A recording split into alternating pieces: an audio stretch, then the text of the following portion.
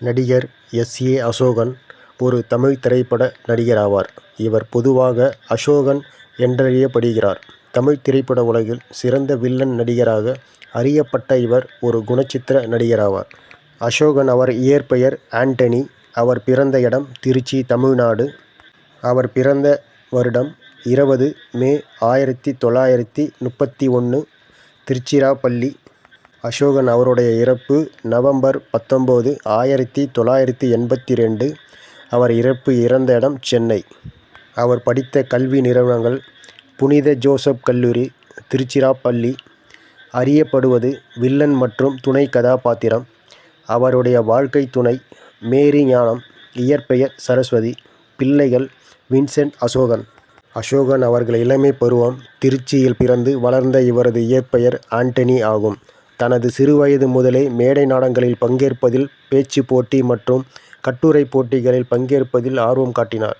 திருச்சியில் உள்ள புனித குசையப்பர் கல்லூரியில் தனது இளங்கலை பட்டப்படிப்பை முடித்தார். பட்டப்படிப்பு முடித்த பின்னர் இயக்குனர் டி.ஆர். ராமண்ணாவை சந்தித்தார். அவர் அசோகனை திரையுலகிற்கு அறிமுகப்படுத்தினார்.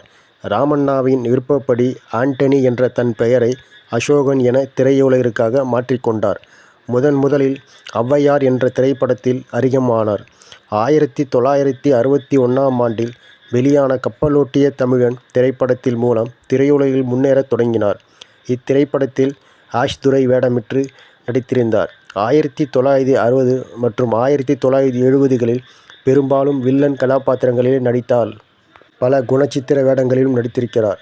திரைப்படங்களில் இவரது குரலின் தொனியும் வசனங்களை இவர் உச்சரித்த பாணியும் இவருக்கு நல்ல பெயரை வாங்கி தந்தன. அசோகா அவர்களுக்கு முக்கியமான படங்கள் வல்லவனுக்கு வல்லவன், கர்ணன், உலகம் சுற்றும் வாலிபன், கந்தன் கருணை, வீரத் திருமகன், ஆட்டுக்கார அலமேலு, அடிமைப் பெண், அன்பே வா, காஞ்சி தலைவன், ராமன் தேடிய சீதை. எஸ்.ஏ. அசோகன் 1982 நவம்பர் 19 அன்று தனது 52வது வயதில் மாரடைப்பால் காலமானார்.